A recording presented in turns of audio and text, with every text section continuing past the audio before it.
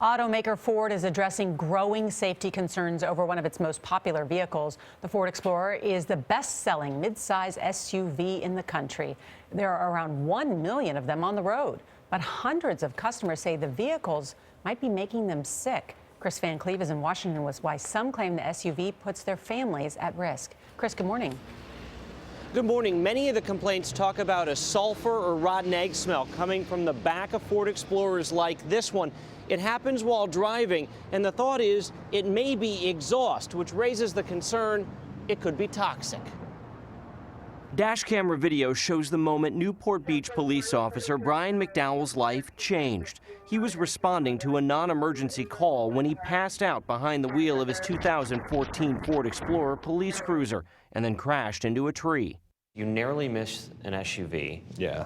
I mean, this is a matter of inches. You know, I just think plus or minus 1 second, I maybe wouldn't be here on this earth for my kids. McDowell has scars from a dislocated shoulder, fractured eye socket, and traumatic brain injury, but no memory of the accident. I just went out. Just like that? Just like that. Records show McDowell had no drugs or alcohol in his system. I just had that nauseous feeling and just feeling like I had a headache. But after months of tests, doctors couldn't find any medical reason why he'd blacked out. Then he learned hundreds of drivers had been complaining about exhaust, which contains carbon monoxide leaking into the cabin of Ford Explorers, likely through unsealed seams in the rear of the SUV. Based on customer complaints and Ford's own documents, the issue seems to occur while accelerating with the air conditioning active and in circulation mode. You believe the car made you sick, and that led to you passing out. I do, yes. After monitoring complaints on the issue for 2 years, the National Highway Traffic Safety Administration finally launched an investigation in July, citing 154 customer complaints about exhaust in Ford Explorers model years 2011 through 2015. But CBS News discovered that's grown to more than 450 complaints, some involving 2016 and 2017 models, which are not part of NHTSA's investigation.